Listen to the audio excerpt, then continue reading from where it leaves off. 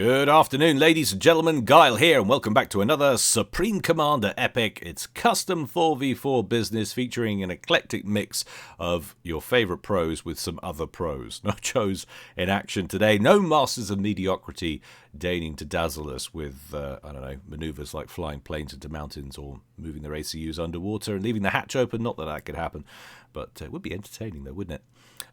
This will be Team 1 up here at the top, and this will be Team 2 down here at the bottom. Before we introduce our players, though, and before we talk about the map and what our map gen has in store for us today, I'd like to just mention, I know I usually save it for the promotional series, but FA is on sale now, so it's not always on for very long. So if you like the look of the game and you feel like giving it a try, check it out on Steam. It's currently about $2.60, I think, or whatever the equivalent is in your local currency. But if you want to play with us, it's very important that once you install that game, and the game is Supreme Commander Forged Alliance, not Supreme Commander 2, once you have Forged Alliance installed, you have to download the multiplayer client for FAF. And you can find a link to that in the description below this video at faforever.com.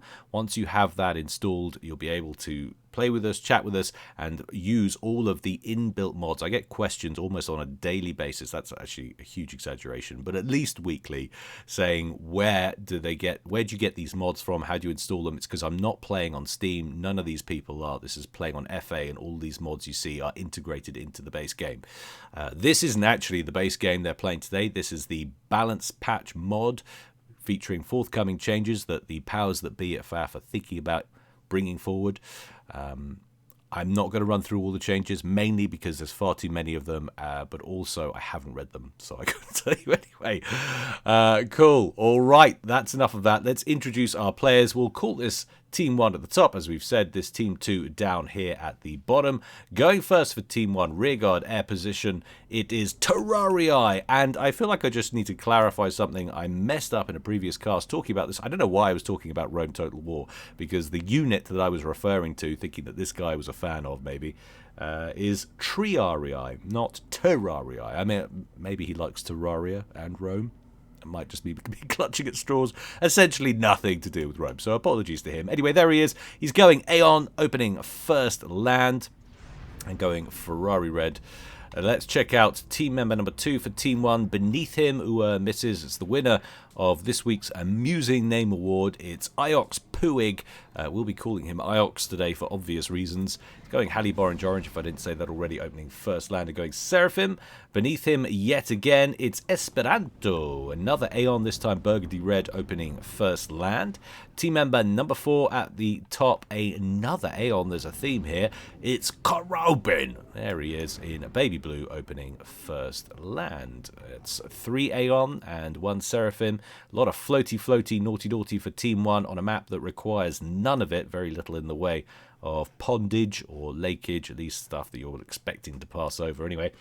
That is Team 1. Let's check out Team 2, rearguard air position. To begin with, we have Blodir.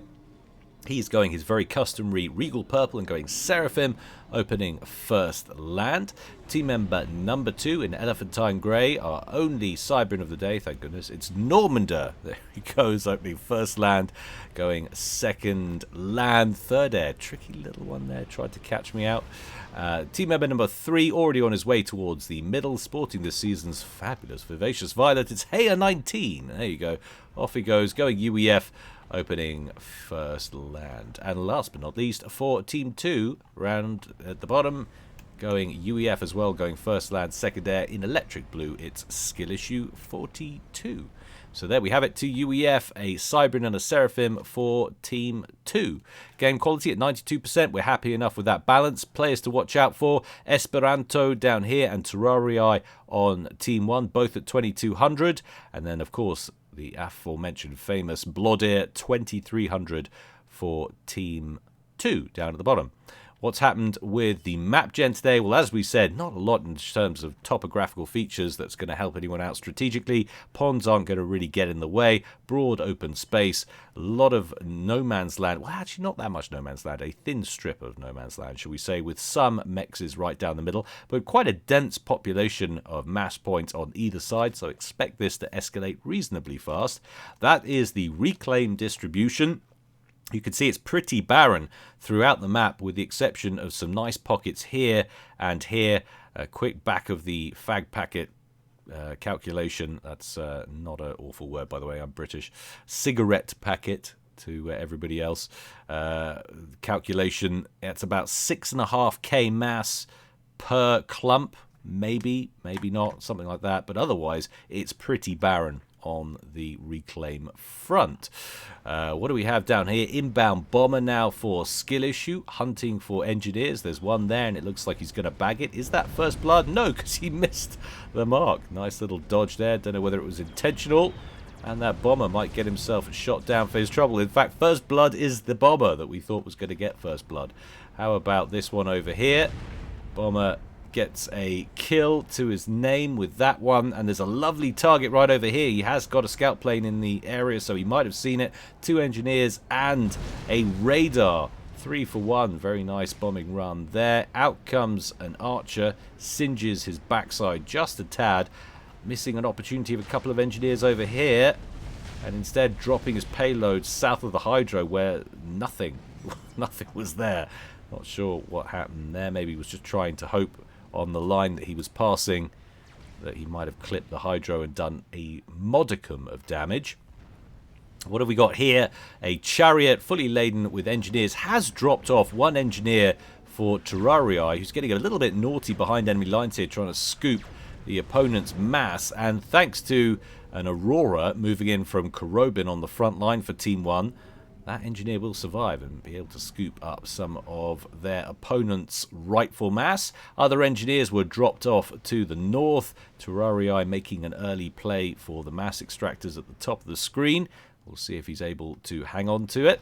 Karobin on the early T2 upgrade as we cross 5-minute threshold. He's already 47% done over there. What's happening elsewhere? T1 bomber lurking at the bottom of the screen for skill issue, just trying to cover this portion and maybe open the door for this inbound engineer of his. You can see he's already queued up some mass extractors and a factory. Will he be able to manage it though? Inbound chariot with 4 engineers on board. There we go. Esperanto needs to get them on the ground, although there is a bomber trying to air bomb them, trying to line up in such a way and ground firing, and he actually connects. Wow, that is some pro level business right there. Did you see that? Oh, they don't survive anyway because they stuck around the chariot, which then got blown up on the ground by interceptors, which mysteriously still can shoot aircraft when they're landed, but not strafe ground units. I don't know if that still bothers me. But can we just go back to that play for a minute? I know there's stuff happening elsewhere on the map, but that was insane. Using a T1 bomber and lining it up so perfectly with a ground attack on the other side that it dropped the bombs off on the air and it collided with the chariot, very nearly taking it all out. Beautiful play there from skill issue. Sad it didn't work out with him. Well, actually, it kind of might do. Has got the engineer still alive, but no. Quick flare production from Esperanto. Lab on the ground, dispatched to the area, and a denial on that T1 point defense with some 200 or 300 hit points still to build on it. Very nice play indeed from Esperanto. I'm still jazzing out about that airplay. Unless there's been some kind of... There can't be something where you can target the engineers directly in the air because they're ground units. Tell me that's not a thing. Answers in the comment section below, guys, if you have a take on that. Would love to hear your thoughts. And while you're down there, give us a like and subscribe with you. It does wonders for not only the publication or the publicization of the channel and the work, but also my ego, which is as fragile as ever. Always do with a little bit of extra inflation. So some nice troop movements moving up from Heya 19, just working on this merry band of Auroras belonging to Karobin. It's the last line of defense for Team 1, shielding these vulnerable mexes that Terrarii has thrown together. Hasn't actually spent any time. He had 2 units of build capacity building all these, but didn't think or didn't want to spend any time throwing down a land factory and properly burrowing in. I suspect he thought it was going to be an unlikely hold and so didn't want to waste the investment, which is fair enough. Looks like it might be going that way anyway. That's a sizable group of strikers with a couple of Lobos in there also, making life very difficult for structures. Inbound units from Korobin trying to catch up to this T1 spam, but I think the three mexes at the top of the screen for Terrarii are doomed. They are not going to see another summer, that's for certain. Terrarii coming via the bottom of the screen with another chariot, this time laden with furthers, I believe, light artillery pieces for Aeon. We can get that behind enemy lines. That could whack a few sensitive structures, maybe grab one of these T2 mexes. Have they scouted it and worked out that these are T2? Well, he can see that that's a T2. Could probably surmise that that might likely be one, since these are all Tech 2 also. Got himself a nice little fighter screen to try and prolong the life of that inbound chariot. Wants to get these furthers on the ground. And the fighter screen does its job perfectly, picking off a trailing interceptor. Looking to cause problems for this drop. Big old pause. Only offloads 3 of them. And the other 3 will go down with the airship as a wave of inties from Normander serves to defend the skies of his teammate. Unfortunately, not quite enough, or not early enough, to keep that T2 mechs alive. Or indeed, this one also. Lordier chasing with some engineers, no doubt trying to reclaim. And some strikers coming in from skill issue, but still not enough and not quick enough to save that second T2 mech. So Bloodir losing 2 of those in that attack. Nice work from Terrarii. Definitely a worthwhile drop, taking down 2 T2 mexes for 6 T1 artillery pieces and a T1 transport. And that little group of units from Heya 19, after killing these mexes, made their way around the top of this northern lake, but they've run into some blazes. So Korobin at T2 land, and there was me saying that the top ponds were going to afford no strategic use. They are being used here to small advantage as the floaty naughty crosses over the waters, trying to reinforce that position which has been re-established, but this time by Terrarii's teammate Korobin. Engineers grabbing some T1 point defense as well. Big old open door down here next to the radar though. You'd want to lay one down on that side also, but can he buy himself enough time? There's a decent spam pile to the south that could be coming his way.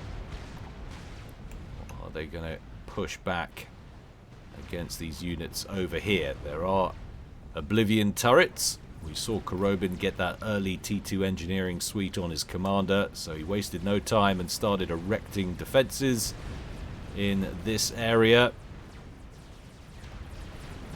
Blaze is now coming up against hostile T1 spam. There's only 2 blazes in this little mix. The last Aurora's gone down, so it's just those T2 units. And eventually they get surrounded and killed off, and now life might become a bit difficult for these 3 mexes once again. He has managed to complete a T1 mex. What's happening at the bottom of the screen? Well, Bloodir, 2300 rated Bloodir, wasted no time getting to T3 air tech. Already has air superiority fighters lurking over the skies of Esperanto's southern outpost. How does that match up to Terrarii? Terrarii is also at T3, has about 3 ASFs on the field, ever so slightly behind Bloodir in terms of production, but then he's been doing more things offensively. He's been arsing around up here a bit with some of his engineers grabbing mexes, probably been absorbing some APM for his trouble, but Iox has been very busy with upgrades on his commander. He's got the T2 engineering suite, he's got the gun upgrade, he's got nano repair, now advancing on Normander's position. Normander under shield coverage at his forward fire base here, but it's only very basic shield coverage. takes no time at all for those inbound forces to deplete said shield. Cerberus turrets in the perimeter of that shield, wailing away at the inbound spam. They're ignoring the commander, which would always be a sensible decision in this particular scenario. It would just soak up damage, instead kill off all of the other spam around him, let him feel isolated, force him out, and then busy yourself with reconstruction, which is exactly what he's doing, and it's worked out rather nicely. So Normander losing a basic shield and getting a damaged Cerberus turret and a few units for his trouble, but that is literally it. Gun upgrade completing for skill issue. He's already got the T2 engineering suite, and he's going straight for a shield gen also. 10% done there, climbing steadily. How's he doing on the eco side of things? Well, not great. Out of mass and out of power at the same time, and some ways to go on that upgrade. Could do with a bit of assistance from his teammate, if there is a teammate in the area. Not really. The nearest one is Bloodear. He's a ways away. But Esperanto nearby. That's a double Aeon sniper com. Looking to use that commander offensively with its double gun upgrade.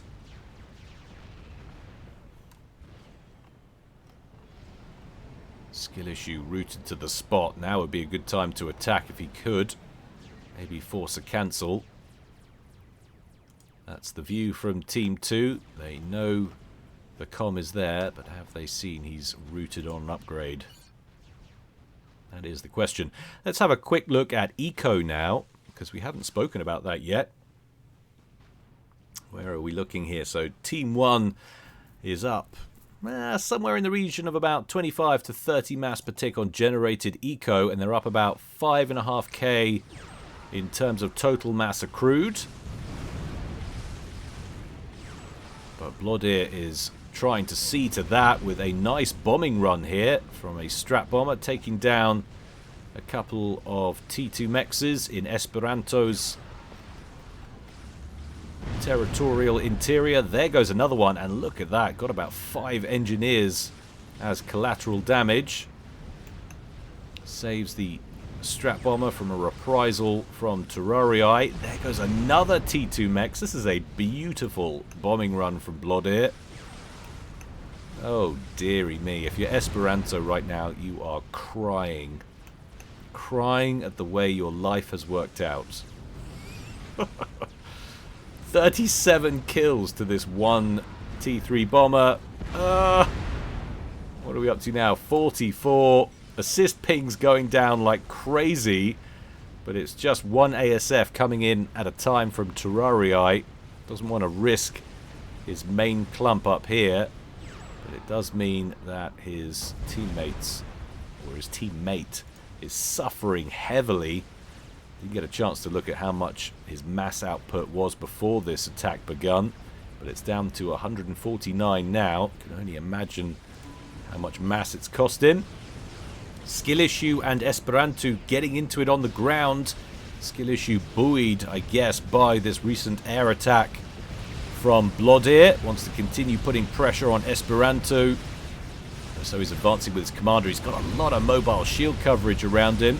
He's also got those 3 upgrades on the comm, but he needs to be a little bit careful. We've got some harbingers in the area now, so Esperanto up to T3 ground tech. And only one Titan for skill issue leaves him a little bit exposed right now. Does he have access to overcharge? He could do with some overcharge right now. Commander under He's attack. not got much in the tank in terms of power production, which is really hurting him because he needs to get these units off the field as a parashield for him to come and cower behind. But his main ACU shield has collapsed, and now he's taking damage on the chassis into the yellow, about to go into the red. This could be our first ejection. Oh no, it all looks so wonderful on paper with Bloodear harassing from the skies. I mean, I could imagine myself making a mistake like that. It looked good, the setup was good, but he didn't factor in the amount of harbingers in the area and the fact that his power gen just wasn't up to the job. Wasn't able to replenish quickly enough to get overcharging those units and get that damage off the field. Otherwise, that could have been a very different outcome. But still, brilliant defending from Esperanto. Team 1 go a man up. And suddenly, after what was a lovely little passage of play for Team 2, now they have to be a little bit careful. They're also facing opposition in the north now. Korobin bringing in harbs of his own, taking down what was a nice little outpost up here. Lots of T1 PDs and the like biting the dust. Not seeing much, if any, tech in the way of ground forces for Heyer. He is somewhat off the pace. He does have T3 land factory in the main base back over here, but hasn't produced much from it. But look at the continuation of that attack from Esperanto. Nice mix of units. Ilshivers, Harbingers, Otham siege tanks. Multiracial ball of death just eating into the front line. And then moving northwards. Look at all of these mexes that they've carved up. Team 2 now over 100 mass behind on generated eco. 842 versus 720, although it's fluctuating a lot. 850 to 750 now.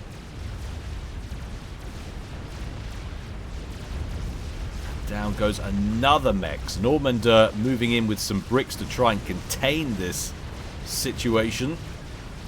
Not ideal. Little group to the north as well. Nice placement.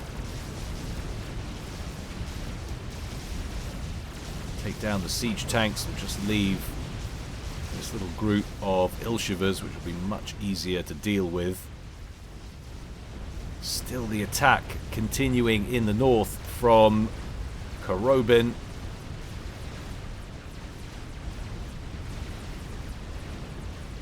19 and Normander up against it from these two attacks. The firebase looks like it's going to survive, although did I speak too soon as some sniper bots move up with shield coverage and Iox's comm, which is now in brackets for some reason.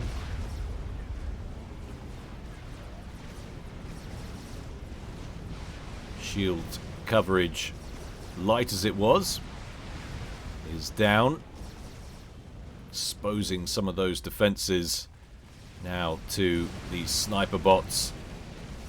Iox actually walking into range of the Cerberus turrets now with his comm, but he's feeling pretty invincible.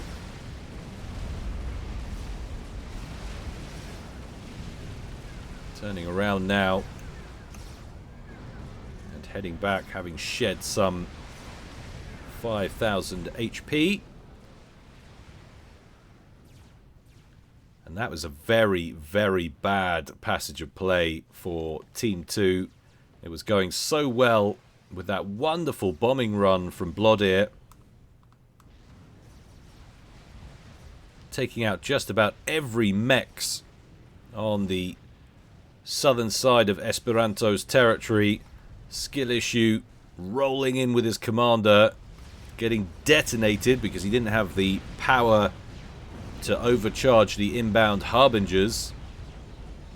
And then the counterattack moving in, and just look at the vacancy they've created. 1, 2, 3, 4, 5, 6, 7, 8, 9, 10, 11, 12, 13, 14, 15, 16 dead mexes. That's an insane attack, and at the same time Korobin has been pushing Heyer 19 back in the north, although the tide has rolled back now with the introduction of some decent tech units on the front line for Heyer. Combinations of pillars and titans, shield coverage, any flak in there. Do have a skyboxer or 2 or 4. Always important as we push in towards 25 minutes. There's lots of air superiority fighters in play. Soon lots of strats and gunships to emerge, you would imagine.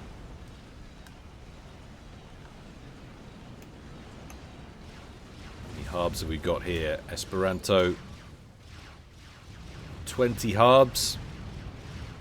Mass cost of 16k. Going to run into some Percys belonging to Blodir. He can hold them back. Well, it looked like for a moment there he was going to try and erect some T3 point defense. But it wasn't to be. What have we got here? Saucy little transport laden with 4 Othams on board. 4 Iox.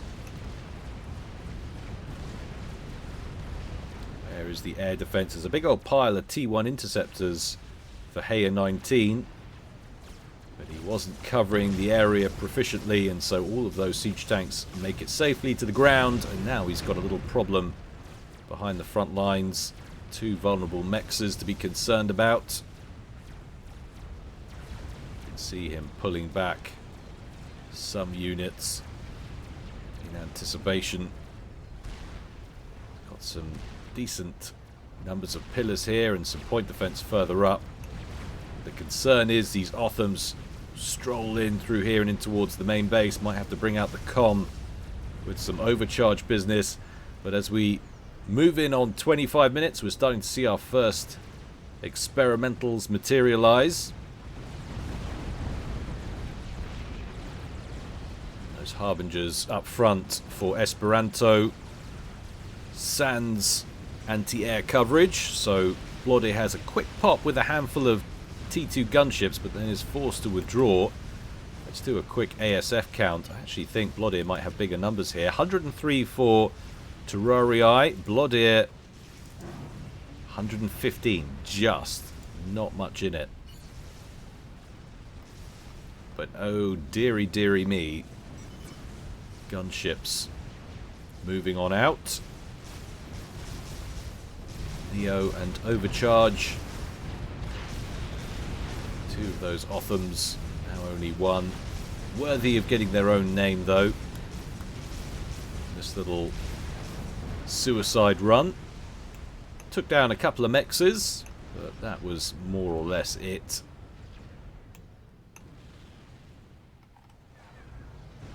And Normander completes an experimental. And it's a crab. Is that the first one? You guys let me know in the comments. I get so into the action I don't even see the notifications, as many of you well know. Shocking as that is, despite the massive portion of the screen that the notifications cover up when they materialize.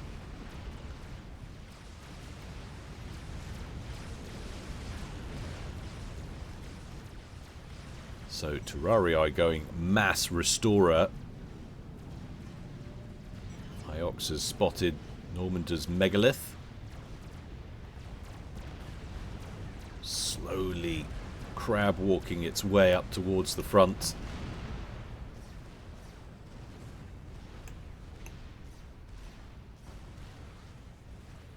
Eco-wise, Team 1 steaming ahead now, unsurprisingly. We've still got this section here which is completely devoid of mexes in Team 2's territory. Eco for Team 1, 1,800 mass per tick versus Team 2's 1,400. That is a significant disadvantage that Team 2 are fighting from now. Not something they want to go too deep in this game. Still rocking. They want to get that under control as soon as humanly possible. Iox has a nuke, he says. Yes, he does. Well, you have a nuke launcher. You don't have a nuke yet. It's like Elon Musk. Behind me is this house with solar panelled roof tiles. They just don't work yet. But they should be ready in 2019. How is it that woman from Theranos, I forget her name, who fraudulently claimed that her machine could, I don't know, read a drop of blood and diagnose all those diseases. How is it that she goes to jail, but Elon Musk is fine, despite repeatedly just making things up, making promises, and then not in any way being able to deliver? Is it because he's had some successes? Do we think that's the thing? He's had some successes with, or rather, companies he's managed, their scientists have had some successes. That's the way it works after all. Things like SpaceX and stuff. I'm not calling him a fraud, but it's not a great look.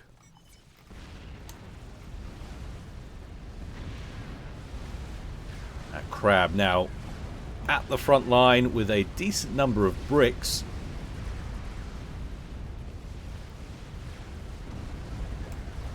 Robin went for the GC,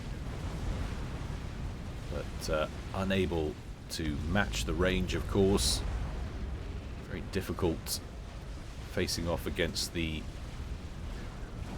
ranged experimentals with the GC, and indeed with the chicken. At least the GC has that extra hit point buffer. The chicken is just at a massive disadvantage. Traitorous as it is, I still think Seraphim need more love in this game. But that is it's just about the perfect counter. A bajillion restorers. Is Bloody going to respond? Doesn't look like he wants to. He might have more ASFs than Terrarii. There goes the crab. Restorer's going to withdraw in the face of that inbound pile of ASFs. Nuke launched out from Iox. I bet they're not loaded, he says. So he scouted the area. There is the anti-nuke silo, and he was right. That sails straight overhead. It's going for Blodir and Blodir's air production facilities. And that is going to connect, and he might take out some T3 mexes for his trouble as well. Core mass, I hadn't realised, actually. Nice little 5 with arguably 6, really, the way that's clumped up. But not anymore. Okay, for Blodir. I did miss the big air battle. Apologies for that, but I have to look at the shiny thing, which is the nuke collision. But that seems to have gone pretty well. So, interestingly enough, Blodir loses his air production capabilities, but wins a massive air engagement. He must have had significantly more air superiority fighters, and not only did he kill off the ASFs, he also slaughtered virtually all of the restorers, but they are being restored, in inverted commas, pretty quick, because Terrarii still has a very functional power and air grid. Big old battle brewing in the south, two armies merging here, Blodir and Esperanto. Blodir without the benefit of any experimental firepower, but does have some chunky point defense batteries. If he'd been able to hold this off for a bit longer, this would have been impenetrable. He might still hold out nonetheless. Look at that clatter, clatter, clatter. Awesome Ravager firepower. Even the mighty Colossus can't stand up to it for long.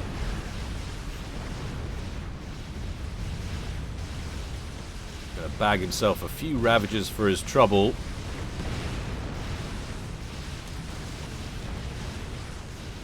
So powerful. Taking a long time to finish off this GC. And he has caused a ton of damage.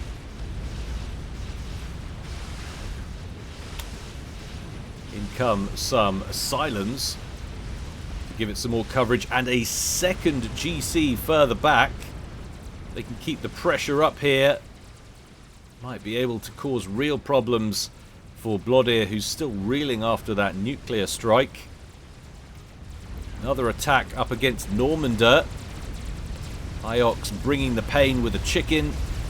Some Othams, some mobile shield gens. Again, no defensive experimental in play.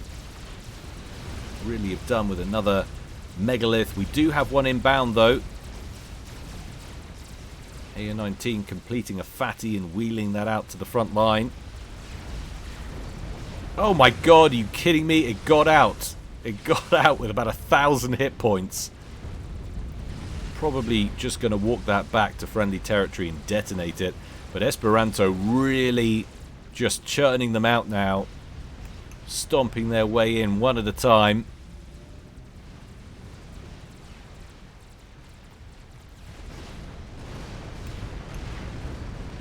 Laser face in full swing, incinerating whole lines of units.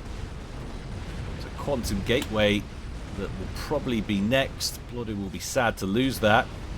Has managed to pump out a fat boy. That will help his defenses somewhat.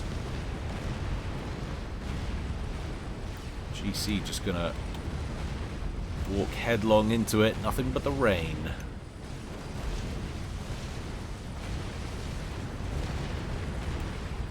Apologies for the strobe lighting as I hover the camera in a flat screen. Sometimes this cast should probably carry epilepsy warnings.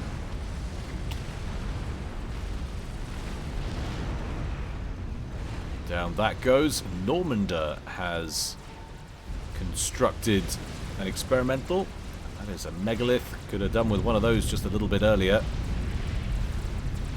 Has got another one of those. But his front line already torn asunder. Obvious alien is obvious. Yes, well, that is pretty obvious. GC for Korobin. Advancing on the megalith. This is just absolute carnage now. Strategic launch detected. Game properly kicking off here after 34 minutes. Another nuke out. This one, it's from Team 2 and AO-19. Is he going to nuke the front line or is he going deep? Looks like he's going deep against Korobin. Does Korobin have strategic missile defense? He's got a silo, but it's not loaded. Where is it going to land? It's going very deep. No, it's going after core mass up here. Quite dispersed infrastructure, though. He will take a bunch of those mexes out.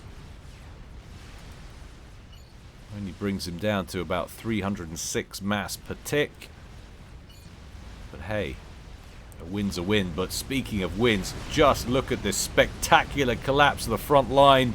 Blodir still reeling from that nuke. It's just been absolutely mobbed by Esperanto in this unending tidal wave of T2, T3 spam and Colossus pressure. Nice mix of UEF T3 point defense and Seraphim T2. Soften up the shells with the heat. And then puncture wound them with the Gatling guns. Oh, but this is very bad for Blodir. Oh look, Normander's starting laser. How tiredly predictable.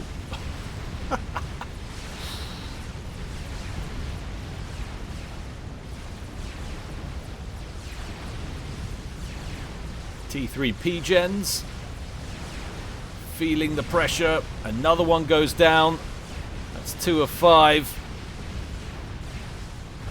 Esperanto is just sacrificing these units, trying to kill as many vital structures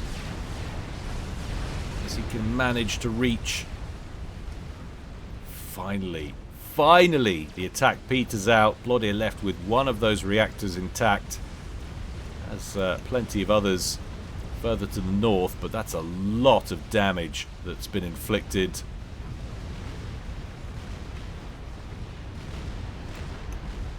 Sensationally, managed to hold on to that quantum gateway. Laser done. Starting gun. Normander all the way over here. Rocking the RAS upgrade on the comm still. Wondering if he'll change that anytime soon. All the commanders, or 3 of them, for Team 1 loitering in that top right pond. That would have been a good place to nuke. Sail it all the way in over here. Uh-oh. So we already have 1 emissary. A second one just had its production started. It's a whole new threat now brewing for Team 2. They've been losing ground in the ground game. Now they're going to have long-range base-to-base artillery to worry about. They are working on some of their own. Normandy with a disruptor under construction in his main base. Anything for Heya 19? Nothing that I can see. A little bit of a leaky front line in the north. A handful of Harbs and sniper bots from Korobin just trying to break through. Percival's chasing those units down. Now, this is the problem though. Look at this. Restorer firepower. A massive volley from an inbound platoon of Cougars. Sheer amount of death in this game is unbelievable. Some big old mass fields developing up and down the center. Look at that one down there. 44,000. Strategic launch detected. Another new count from IOX. Could this be a chance for a bit of a counter push?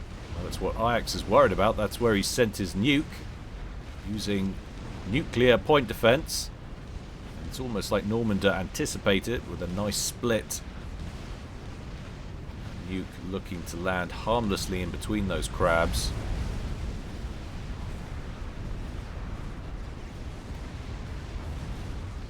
It's a big old flak battery. That's excessive, I think. That entire defensive area is an anti-air outpost.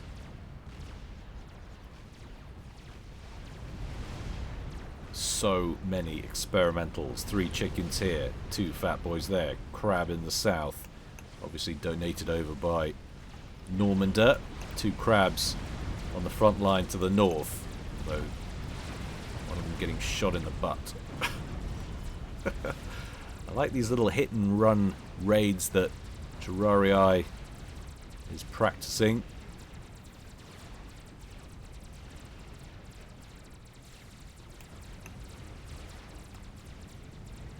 Second emissary complete. This is a proper artillery fire grid complete with shield coverage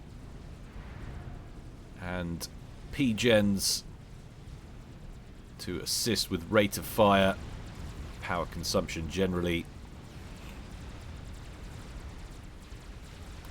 How does the eco situation look? Absolutely dreadful. I'm sorry to say it, if you're rooting for Team 2, they are down a 2-to-1 margin now, 3.1k to 1.5k. Absolutely dreadful. They have had a boost up to 2.2 or 2.5. Maybe they were suffering from a major power lock issue. And it drops back to 1.6 again. Maybe they were just suddenly reclaiming a lot of stuff. Normandy, lucky recipient of some emissary fire. Is he even going to be allowed to finish that disruptor? Questions would be asked, sir, if he's allowed to. Is he splitting fire? Where on earth is that one going? That seems like it's sailing high and wide. It certainly is. Takes me back to my cricket days. I was told to go long. When the ball came to me, there was usually a large audible sigh from my teammates. And now a meeting, a confluence of experimentals 1, 2, 3, 4, 5, 6 GCs for Esperanto. 4 chickens, a crab, and 2 fat boys for Blodir. Might as well turn the chickens round and just engage, get the fire gain going. Target prioritization on the lead GC, but the first chicken is down. So much laser phase. Second chicken down. They just don't have the tank to hold up against the GCs. GC down, but 2 GCs very badly damaged up at the top. It's going to be a 2-for-1 up there. Esperanto down to his last 3 GCs, slightly further to the east, taking long-range Fat Boy and Crab fire.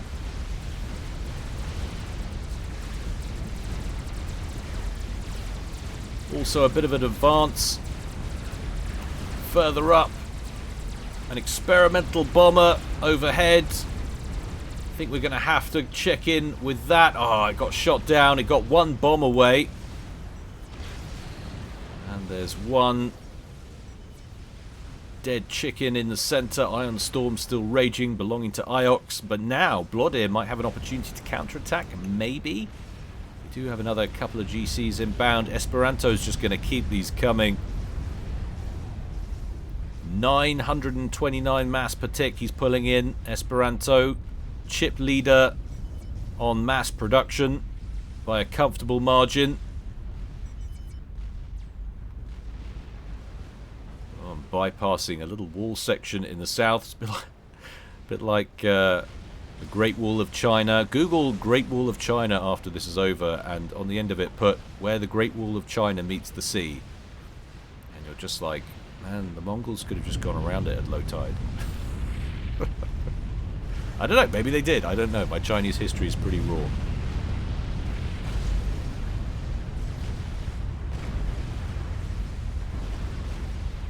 Colossus for Korobin. Inbound, taking long-range fire from a fatty and a crab. 70,000 hit points remaining for him. Look at this deathball of fighters up here. Not currently being used, but next time an air battle breaks out. 351 fighters. Blodir, how have you done at re-establishing air production? Well, you're still a ways off on matching the output. But that's a decent number. He's got 232. That's not to be sniffed at. Definitely doesn't want to get into an even fight. I know there have been changes over the last few years, improving performance generally, but I think even that might break the computer a little bit, lag it up, so apologies in advance if that's the way it goes down.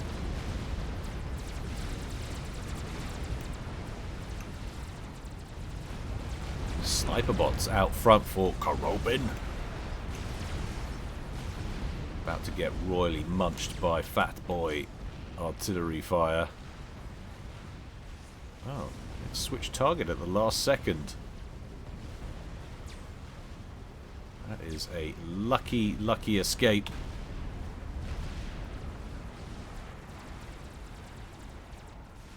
But this really does tell the story. Team 2 just sitting on about 35-40% of the map.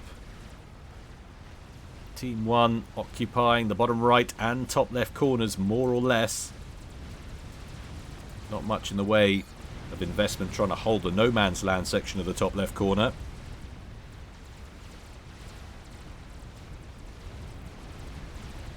Esperanto firmly in control of the bottom right, at least for now. I say as Blodir advances with some experimentals. He has got a defending Tsar though. And crucially his own air force as well, which was something I missed out when I was talking about the fighters on both teams. Esperanto with a very respectable 163 ASFs. That is not too shabby. So massive air advantage for... Hello, what's been going on here? So counter fire, I'm guessing, from Maybe from Normander, although he's rebuilding his disruptor. Counterfire taking out some of the power plants belonging to Terrarii, but that big air battle goes down. Bloodear's Air Force gets just annihilated as expected. Strategic launch detected. And that increases the life expectancy of these slow-moving aerial experimentals of Esperanto over here, these Tsars. Another nuke away from Iox, heading towards Bloodear's front line by the looks of things, and that could be tricky, to say the least. Oh, there's so much mass here.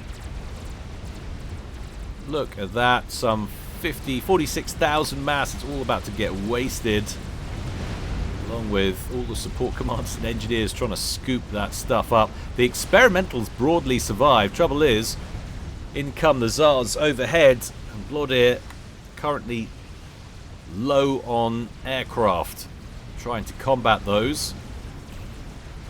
So he'll withdraw his experimentals, try and kite those Tsars back over friendly SAM coverage. Decent amount of SAM sites around here. Bring in what air superiority fighters he have left for the final blow. Maybe one of the Tsars down. Second one looks like it might escape. Just barely. 7,400 hit points left on the donut. Surprise! GC to the nuts. Coming through the south. Walking through the water. A little bit of backup on the ground down here, but it's barely worth mentioning. Big old pause. Some broadswords out from Bloodear. Esperanto scrambling to intercept. Broadswords and a couple of Volthus. Just trying to throw everything they've got at these GCs, but Esperanto going to carve him some UEF air stakes. Says thank you very much. Bloodear brings in his own air force, which that's rather evenly matched. Right up until the point where Terrarii gets involved.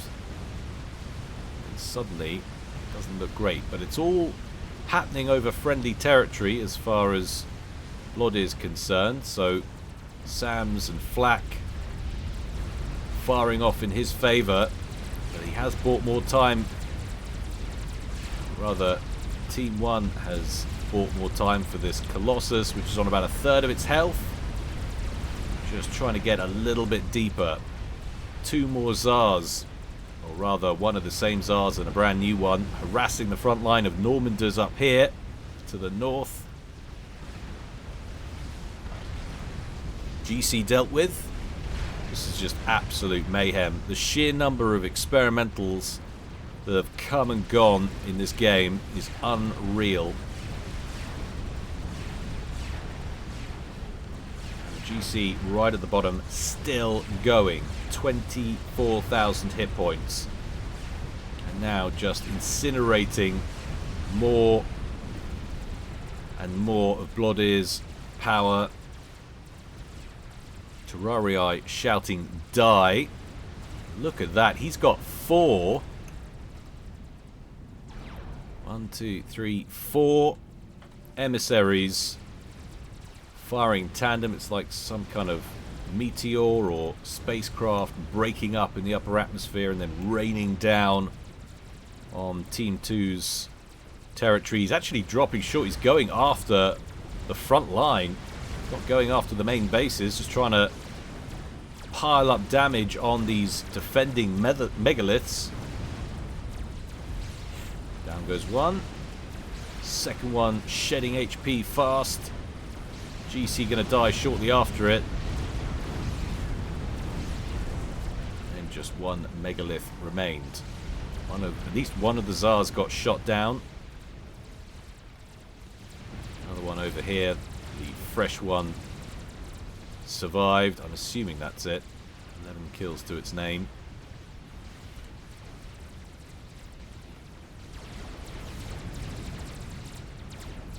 Thotas, Megalith in the south for Blodir.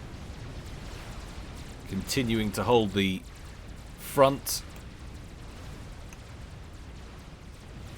It has to be said, Team 2 have put up a very valiant fight. Look at the difference. 3.4k per tick versus 2.2. And soon a Paragon to emerge, unless Team 2 can spot it. They've got Omni. They can see the clump of units up here, but for all they know, that could just be more mass fab farms. Definitely worth a scout, though.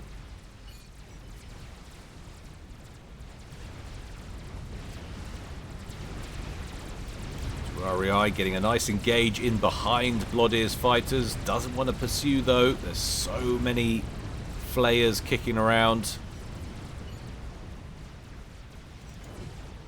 There are 70 SAM sites in this area for Blodir, and I'm assuming that that's it, but there might be others. Obviously, he's got UEF and Seraphim tech, so there might be more. Badly damaged Tsar once again moving in and forcing Blodir to turn back. This air power is just stopping Blodir from re-expanding. Blodir, who's been under threat so many times. He's had this whole front line kicked in. The south has been smashed. He's taken a nuke to the backfield. And he's still pulling in 950 mass per tick. And looking to push at every opportunity. What a pro. Managed to kill off another Tsar.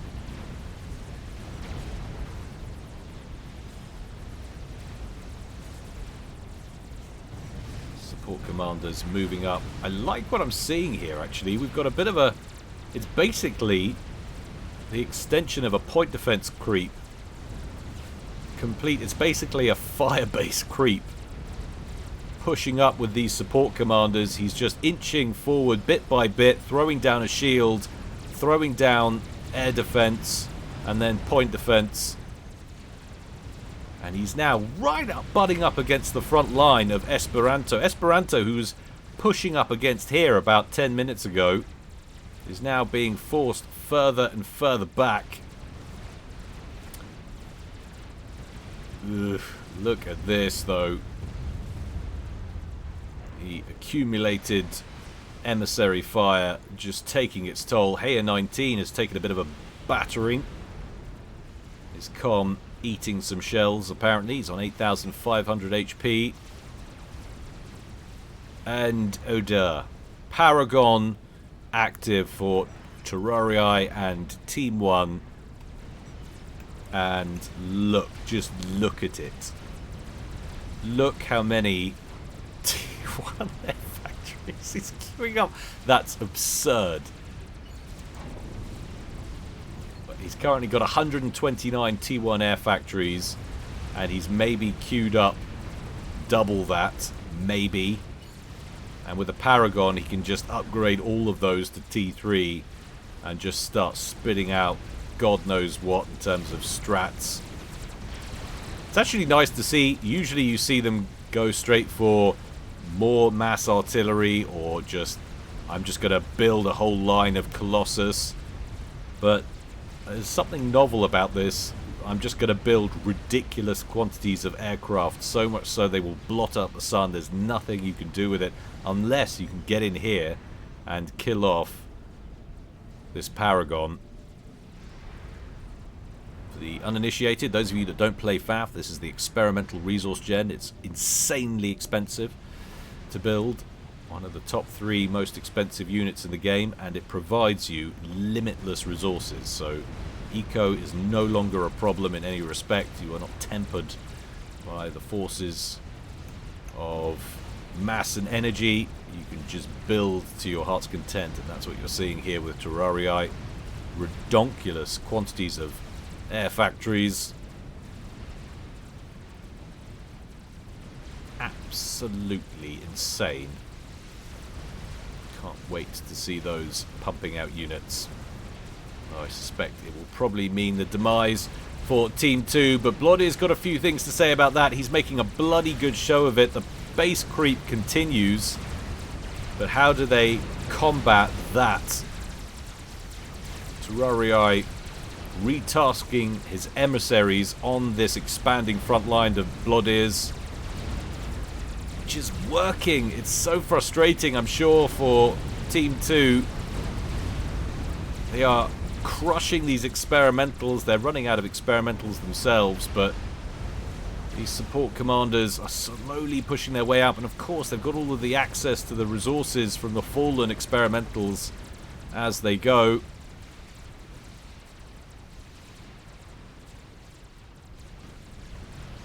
And Terrarii, not the only player going for mass spam. We're also getting a lot of T1 spam now from Korobin, who's built a bajillion T1 factories and is just pumping out Zooey spam in towards the front line. That is a very, very sexy miasma installation. How many are we looking at there? Oh my god, it goes all the way down. 86 T2 artillery emplacements. This game is just ridiculous. There are so few words one can use to describe what we're seeing here, and that's a real problem from a caster's perspective. Oh, hey, at 19. Just getting mobbed by miasma shells. Massive wave of spy planes out from Terrarii, who's already upgraded a huge chunk of these to T3. Are they producing anything? Not yet. Waiting, I'm guessing, for... Well, some of them are producing, though. Some of them are producing restorers in the south. So he's just going to go mass restorer spam, and it will be ridiculous. And you get that critical mass of restorers together. Air power can't do anything because the accumulated anti-air capabilities of a deathball of gunships that size. It just means your opposing team is completely neutered. With the Paragon, he doesn't worry about casualties. Look at them all take off! Look at it! The red blip is real. See my graphics card starting to strain under the load. My graphics card or my processor? Have a good old argument about it in the comments. Bring me more views for my trouble. Oh, and we've actually got a Salvation rapid fire into the mix. That's going to be impossible to keep those emissary shells out now. Here 19 still the lucky recipient of most of this artillery fire. Team 2 just completely unable to make any kind of play about or any kind of play towards this Paragon. Quick pause from the players there.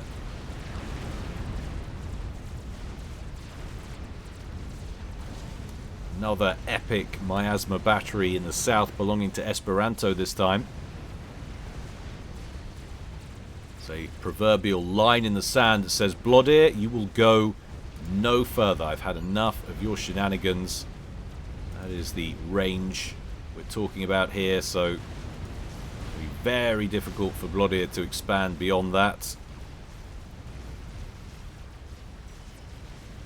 But I love what a go he's been making of it. I just feel like it might all have been for nothing with 265 restorers now on the field and more being added to it all the time. That is going to be absolutely insane. What's Blodir got in terms of air superiority cover now? He's got a pretty big ball of fighters. He's got 243 fighters, but that's just not going to measure up. Not when you consider Terrarii has his own fighter air force. Admittedly only 163, but with 209 in 2 cycles of ASF production. You can whack out over 400 fighters. Here 19 looks like he's had enough. He's transferred all control over to Normandy. Is currently the lucky recipient, like, not just his base anymore, it looks like it's personal. They're going for the com.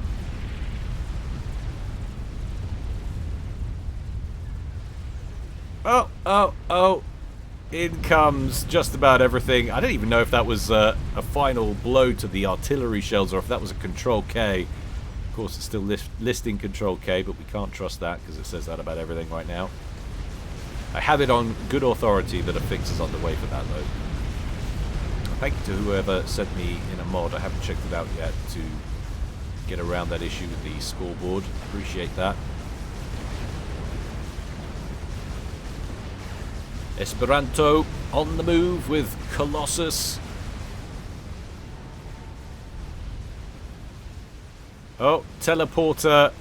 Teleporter upgrade on the way for Normandy. We saw him get the laser, I don't know, about 40 minutes ago, I think, maybe. Or maybe it wasn't that long. Maybe it was about half an hour ago.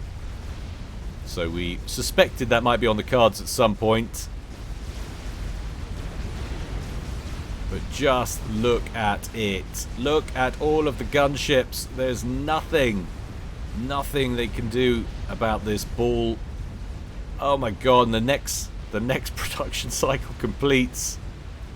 What are we up to now? 567 Restorer gunships. Check out this diet that this spider bot's about to go on. Actually, they're targeting the support commanders. Higher target priority than the experimental. Have we completed teleporter?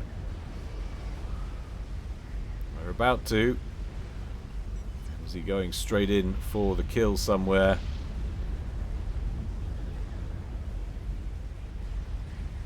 Making us wait just a little bit. But there's the big air battle. Bloodir sending in his fighters. Got to do something about this mess, but it's just academic. Even if he takes a bunch down, he will lose his fighters. Even if there was a miracle and he could somehow win this, the next production run would crush him anyway, but he's not going to win this. There's just too many gunships in that deathball, and you can see, even with the upgrades that have been made, that's the first time my computer has really struggled. And still not teleporting as yet. And RIP Bloodir's Air Force. And I think RIP Team 2 in general. I think they are done well and truly. Ah, we're getting a teleport. 3 comms in the water at the top over here. Esperanto's down here. Where is he going to go to? Can't really do anything about the comms. He's gone straight in over here to the right edge, but there's a GC lying in wait for him. Too much shielding for that laser to even penetrate. Oh, he's going after a second Paragon, which was built down here. Maybe he thought that was the only one. Oh, nearly got through. But down he goes, leaving Bloodir all by his lonesome. Here 19 died at some point, presumably probably to that emissary fire. And GG's out from Bloodir. There's no way back from here. Absolutely dominated at the end there, and there is the Control K to wrap things up. Just the words fail, and even now, look, even after it's finished, look, check out the lag just scrolling around. Absolutely mental. Wow. Well, I hope you enjoyed it, guys.